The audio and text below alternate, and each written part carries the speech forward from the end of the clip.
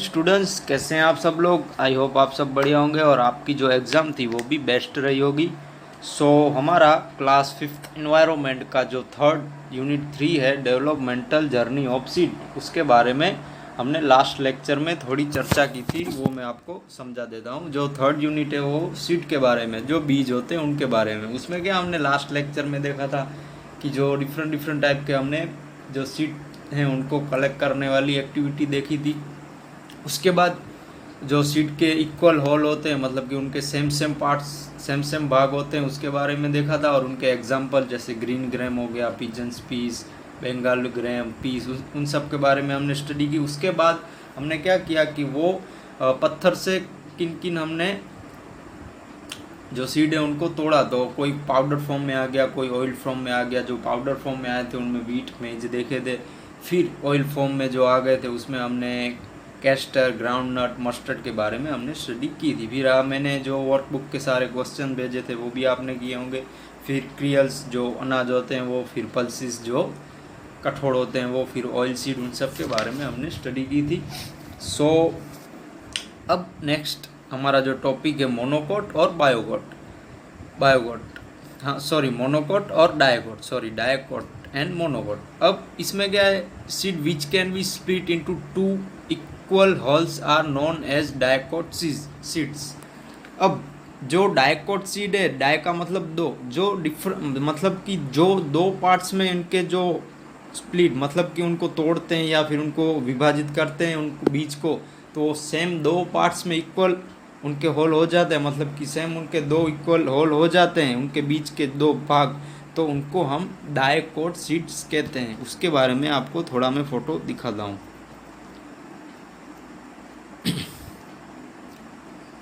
जैसे ये है, जैसे ये पिजन पीस है, जिसे हम बटाना कहते हैं गुजराती की भाषा में, जिसे हम पिजन पीस, जिसे मटर भी कहते हैं, हिंदी में मटर कहते हैं और हम गुजराती में इसे वटाना कहते हैं, जिसे पिजन्स पीस। वो है डायकोट का स्पेलिंग, डायकोट का एग्जाम्पल। देखिए, आप जो पिजन्स पीस आपके घर पे होगा तो आप इसको लीजिए, इसकी जो फर्स्ट लेयर है उसको निकालेंगे तो उसके दो भाग देखेंगे ना आप, कैसे इक्वल होल दो भाग हो जाते हैं, तो इसको डायकोट सीड कहते हैं।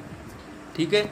और जो मोनोकोट सीड है वो इससे उल्टा है। Seed which can not be split into two equal holes are known as monocot seeds. अब जो मोनोकोट सीड है उसमें क्या है कि इससे अलग है, उसके दो पार्ट्स नहीं हो सकते इक्वल, तो उसको हम मोनोकोट सीड कहेंगे। देखिए, मोनोकोट सीड तो आपने देखे ही होंगे।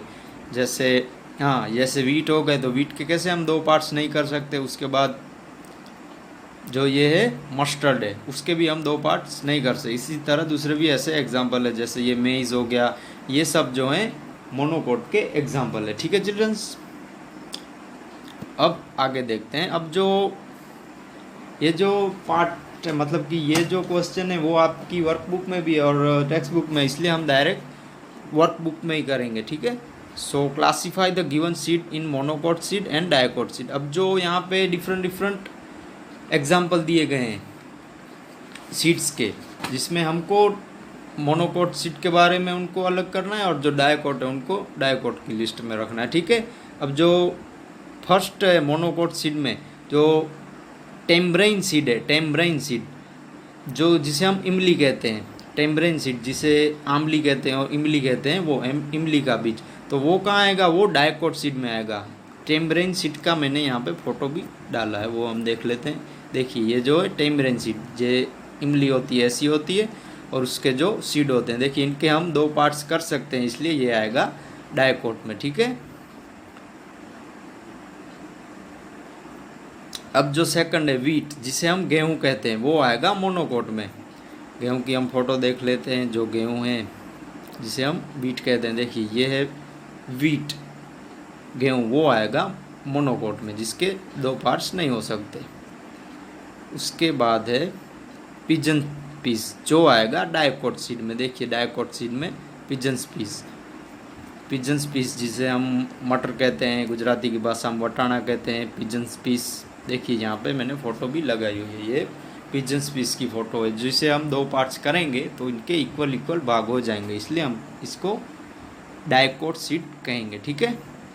अब नेक्स्ट है नेक्स्ट एग्जाम्पल है मस्टर्ड, जिसे हम सरसों कहते हैं, तो वो आएगा मोनोकोट सीड में। सरसों का बीज आपने नहीं देखा होगा तो आज देख लेते हैं। ये जो है सरसों का है, देखिए ये जो है सरसों का, इसमें से तेल बनते हैं, डिफरेंट डिफरेंट टाइप्स की दवाइयाँ भी बनती हैं सरसों का। मस्टर्ड जो आएगा मोनोकोट में। अब उसके बाद है रिप्ड गर्ड। रिप्ड गर्ड मतलब जो लौकी, जिसे हम लौकी कहते हैं, लौकी की सब्ज़ी स्टूडेंट्स आपको अच्छी तो नहीं लगती होगी, मुझे तो अच्छी लगती है कभी कभी। सो आप इसके सीड देख लीजिए, ये आएगा जिसे हम लौकी कहते हैं रिप्ड गर्ड, वो आएगा मोनोकोट में, जिसके दो पार्ट्स नहीं हो सकते। उसके बाद है उसके बाद मेज एंड राइस है, वो दोनों मोनोकोट में आएंगे। ठीक है, मोनोकोट में मेज और राइस। बाजरा तो आपने देखा ही होगा, जो बाजरा होता है वो जिस जो हमारे घर पे चपाती बनती है वो बाजरा। और मेज और राइस, मेज माने जो मकाई, एंड राइस तो आप सभी को पता होगा चावल, उनके भी फ़ोटो हम देख लेते हैं। ये जो है मेज के, जिसे मकाई कहते हैं, उसके सीड का फ़ोटो है। ठीक है, एंड जो है राइस। ठीक है, सो ये राइस है। ये सब आएंगे मोनोकोट में, जिनके दो इक्वल पार्ट्स नहीं हो सकते। ठीक है, ये हमारी वर्कबुक में है जो सारे क्वेश्चन के आंसर है। अब नेक्स्ट है कि जो टेक्स्ट बुक में सारे क्वेश्चन थे वही हमारी वर्कबुक में, इसलिए डायरेक्ट हम वर्कबुक में के ही क्वेश्चन देखते हैं। सो ऑब्जर्वेशन है, right the name of seed which have sprouted first. अब ऐसे सीड के नाम हमको ढूंढने हैं, ऐसे सीड के नाम जो स्प्राउटेड होते हैं, मतलब अंकुरित पहले होते हैं। The seed of wheat and green gram sprouted first. जो व्हीट और ग्रीन ग्रैम, व्हीट तो हमने देखा कि जो गेहूँ है, और वो ग्रीन ग्रैम जिसे हम चना कहते हैं वो स्प्राउटेड फर्स्ट होते हैं। Which seed have ground by the 5th day. अब जो ग्रोन बाय, जो 5 दिनों में ग्रो हो जाता है, वो सीड का नाम बताइए। The seed of all the 3 green gram, wheat and field lean are grown the 5th day. अब जो ग्रीन ग्रैम हो गया, व्हीट हो गया, एंड फील्ड लीन कौन सा है वो मैं आपको नेक्स्ट लेक्चर में बताऊंगा। वो मुझे भी नहीं मालूम, मैं भी कोई वीटी मतलब मैं भी कोई जो अनाज होता है उसका ही कोई एग्जांपल है, वो हम नेक्स्ट लेक्चर में देख लेंगे। ठीक है, ग्रीन ग्रैम और व्हीट है जिसे हम जानते हैं, ये दोनों हैं। ग्रीन ग्रैम जिसे चना, और व्हीट माने जो गेहूँ, ये 5 दिनों में हो जाते हैं। और लिफ्ट या फील्ड लीन है, वो हम नेक्स्ट लेक्चर में देखेंगे उसका क्या है। ये दो क्वेश्चन के आंसर हमने कर लिए।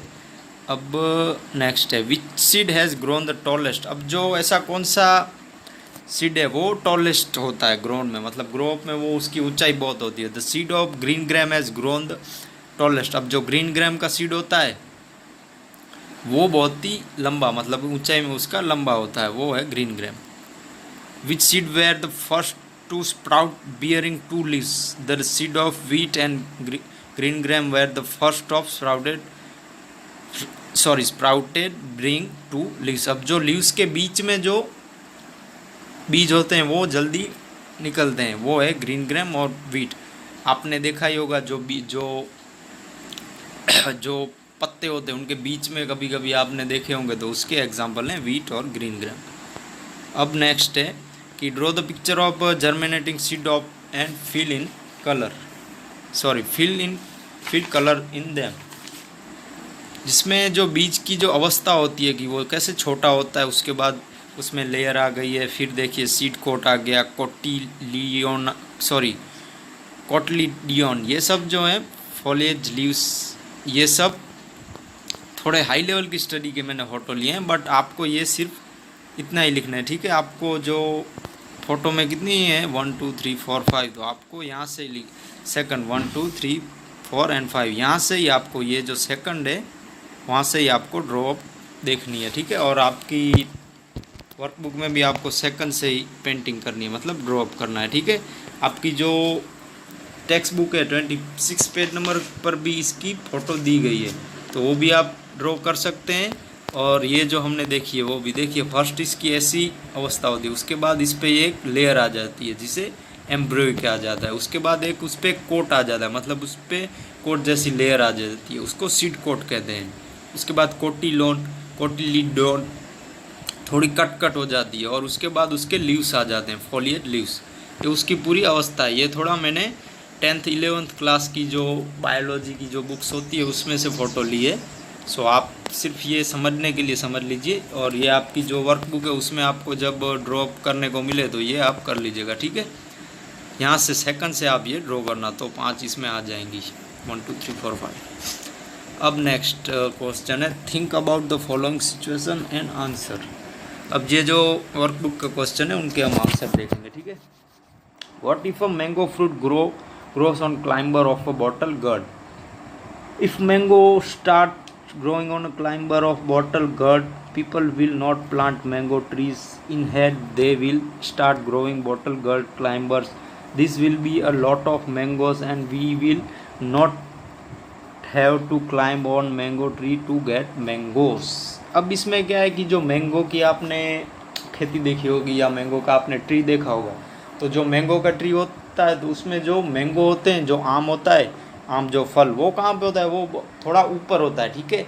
कोई ऐसे नीचे से उसको कोई नहीं ले सकता, वो बहुत ऊपर होता है। इसके लिए आपको कभी उसको पत्थर से भी लेना पड़ता होगा, मतलब आपको चाहिए तो वो पत्थर से भी लेना पड़ता होगा। तो अब इसमें क्या है कि अगर जो मैंगो है वो ग्रो ऑन अ क्लाइंबर, अब वो बॉटल की तरह अब अगर करेंगे ग्रो, मतलब कि कैसे, ये हमने देखा जो लौकी की कैसे हमने देखी थी, ये कैसे इतने नीचे है, कहाँ गया, हाँ, ये कैसे इतना नीचे कि वो बॉटल पे उग सकता है या फिर बॉटल की हेल्प से बॉटल की तरह उग सकता है, मतलब ग्रो हो सकता है।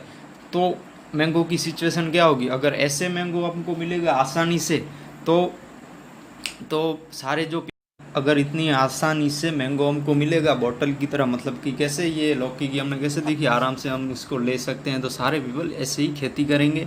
सो मैंगो का कोई प्लांट भी नहीं लगाएगा, मतलब कि जो हम मैंगो के कैसे प्लांट लगाते हैं ऐसे कोई प्लांट भी नहीं लगाएगा। और सब जो ऐसे क्लाइंबिंग वाला जो बॉटल गर्ड क्लाइंबर, मतलब कि ऐसे लटकते हुए हमको ऐसे आराम से हमको आम मिलेंगे, तो सब इजी रहेगा, सबको ऐसे ही ग्रोइंग करेंगे, जो खेती करेंगे वो ऐसे ही करेंगे। सो जो अभी जो रेगुलर जो खेती करते हैं आम की, इस तरह कोई खेती नहीं करेगा, लॉट्स ऑफ हमको मैंगो आराम से मिल सकते हैं। सो ये एक नॉलेज का क्वेश्चन है, ठीक है। अब सेकंड है, if there were no seed in the world. अब जो सीड हैं जैसे बीज हो गए, वो अगर वर्ल्ड में नहीं होंगे तो क्या प्रॉब्लम होगी, तो क्या हो सकता है। So if there were no seed in the world where there would be no plants. अब देखिए, सीड नहीं होंगे तो प्लांट्स भी नहीं होंगे। आपको भी पता है, जो भी छोटा या जो भी बड़ा आज हम जो ट्री देख रहे हैं वो किसकी बदौलत है, वो ओनली जो सीड है उसकी वजह से आज क्रॉप हो रहा है। अगर सीड ही नहीं होंगे तो ऐसे प्लांट्स नहीं होंगे। फिर है, without plants we feel in difficult to situation our life. अगर प्लांट्स नहीं होंगे, आप जस्ट इमेजिन कीजिए, अगर हम प्लांट्स नहीं देखेंगे या हम कभी ग्रीन ऐसा नहीं देखेंगे तो आपको क्या दिक्कत होगी। फर्स्ट तो आपको जो ब्रीथिंग है, मतलब कि जो हमें ऑक्सीजन चाहिए वो ही हमको जो जिस प्रमाण में चाहिए, जिस मीनिंग में चाहिए, वो हमको नहीं मिलेगा।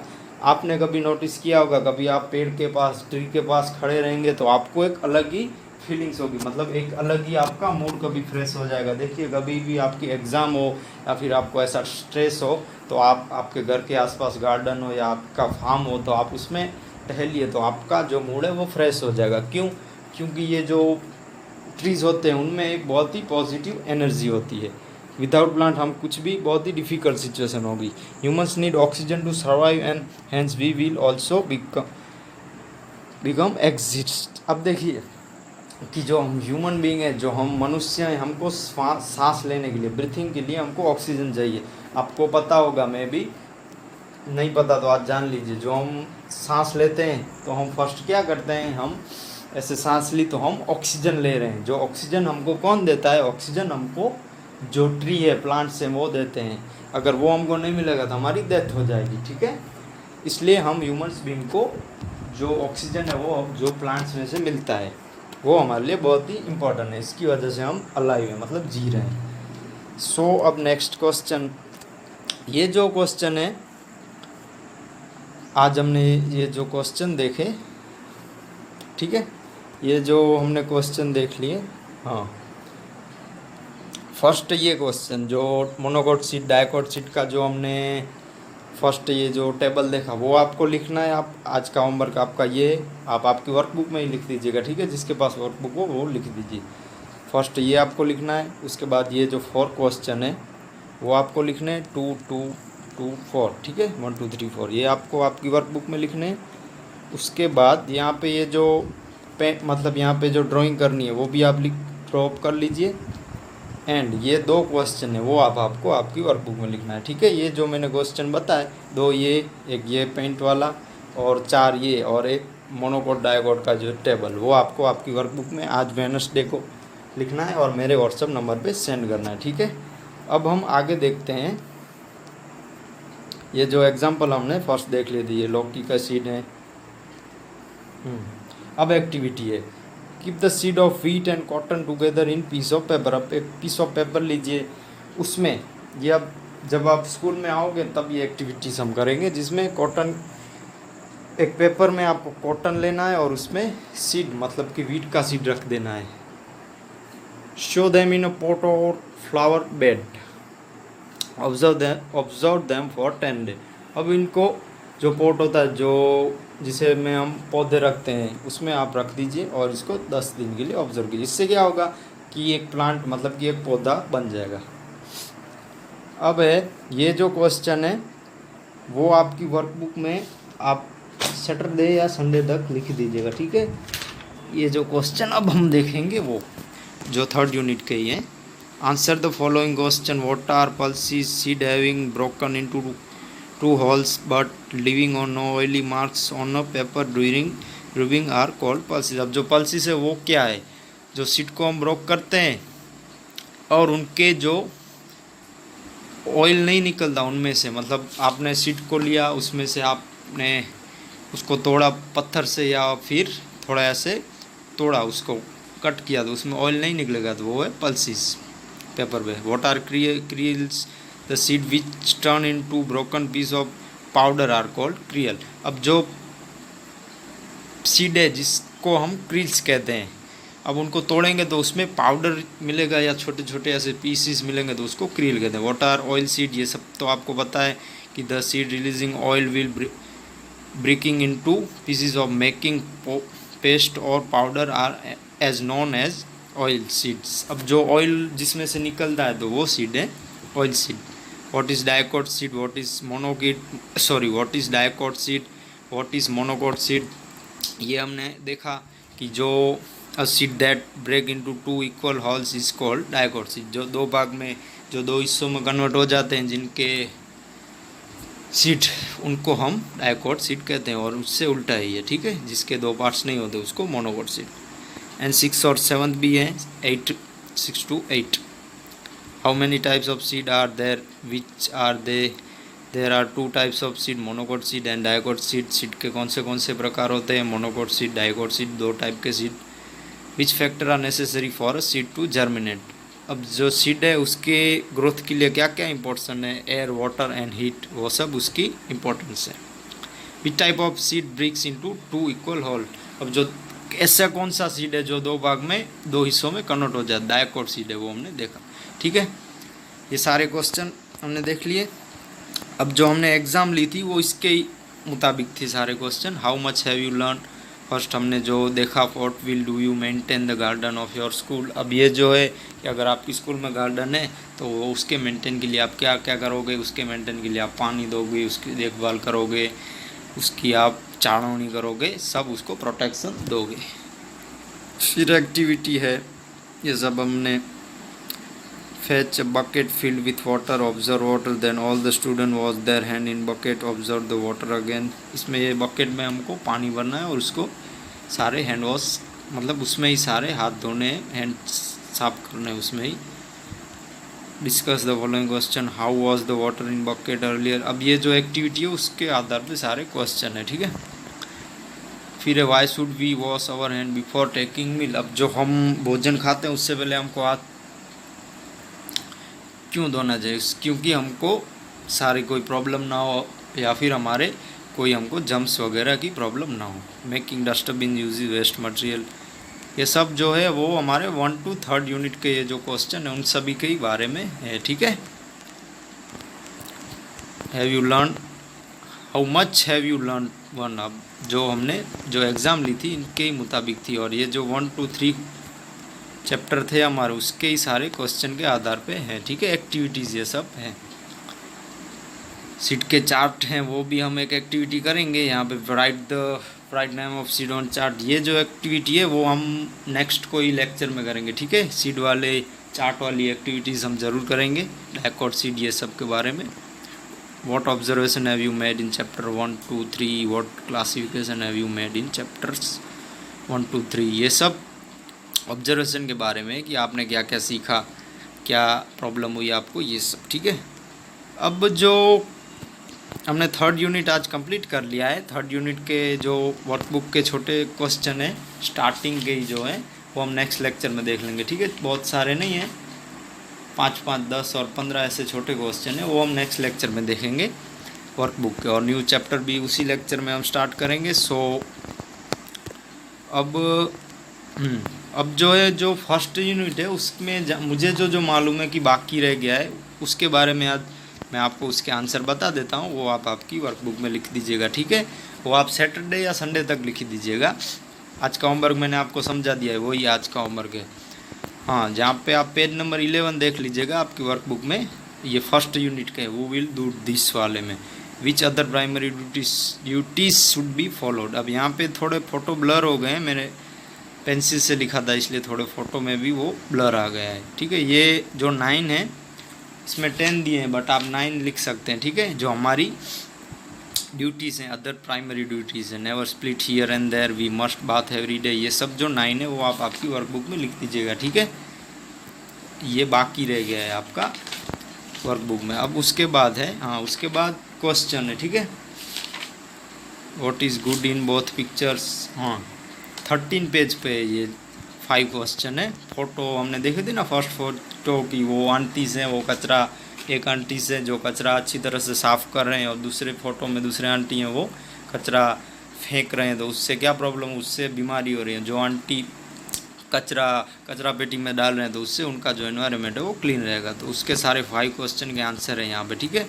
What is good in both pictures, in the first picture the woman sweeps the street and throw the garbage in the duster bin, this is good practice. ये सब हमने जो जूम मीटिंग की थी उसमें ये सारा जो पार्ट्स था वो भी हमने देख लिया था, ठीक है। ये 5 क्वेश्चन के आंसर आप लिख दीजिएगा आपकी वर्कबुक में।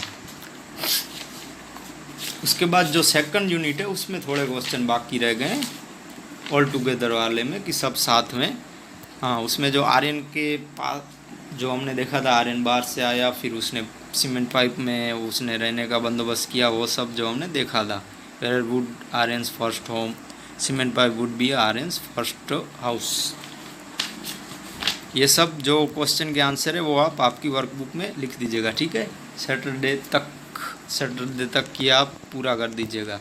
7 क्वेश्चन के आंसर हैं, ठीक है। और कुछ बाकी रह गया हो फर्स्ट यूनिट और सेकंड यूनिट में तो मुझे कॉल कर लीजिएगा, या फिर मैं आपको फ़ोटो भेज दूंगा, या फिर आपको क्वेश्चन के आंसर समझा दूंगा, ठीक है।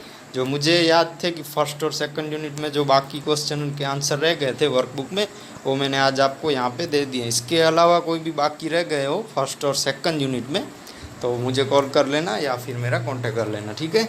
सो आज का जो होमवर्क है टुडे, मतलब वेडनेसडे का, वो होमवर्क वही है मैंने आपको आगे बताया था।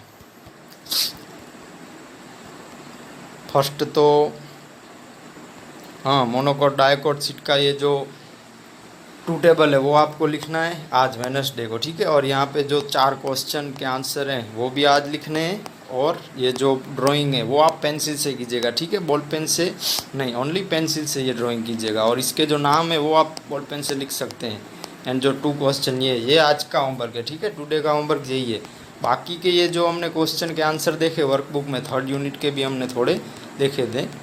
हाँ, ये जो है 8 क्वेश्चन के आंसर, 8 क्वेश्चन के आंसर, और जो फर्स्ट यूनिट और सेकंड यूनिट में हमने जो बाकी रह गया था वो देखा, वो आप मुझे सैटरडे तक भेज दीजिएगा, ठीक है, आपकी वर्कबुक में लिख के। आज का मैंने आपको समझा दिया है, आज वेडनेसडे को यही लिखना है, ठीक है। और कोई भी आपको दिक्कत हो फर्स्ट यूनिट में और सेकंड यूनिट में कुछ बाकी रह गया हो तो मुझे कॉल कर लेना, ठीक है। मैं आपको वहाँ पे समझा दूंगा क्वेश्चन के आंसर। एंड थर्ड यूनिट के जो स्टार्टिंग के ही हैं वो हम नेक्स्ट लेक्चर में देखेंगे, ठीक है। OMR वो है वो सब हम नेक्स्ट लेक्चर में देखेंगे। फर्स्ट और सेकंड यूनिट में कुछ बाकी रह गया हो तो मेरा कांटेक्ट कीजिएगा, ठीक है। एंड आज के लेक्चर में जो मोनोकोट डायोकोट सीट के बारे में हमने स्टडी की, उसमें आपको किसी को दिक्कत हुई हो तो मुझे कांटेक्ट करके पूछ लोगे, ठीक है बेटा। और कोई आपको किसी को कोई डाउट हो तो मेरा कांटेक्ट कीजिए। Thank you, bye bye.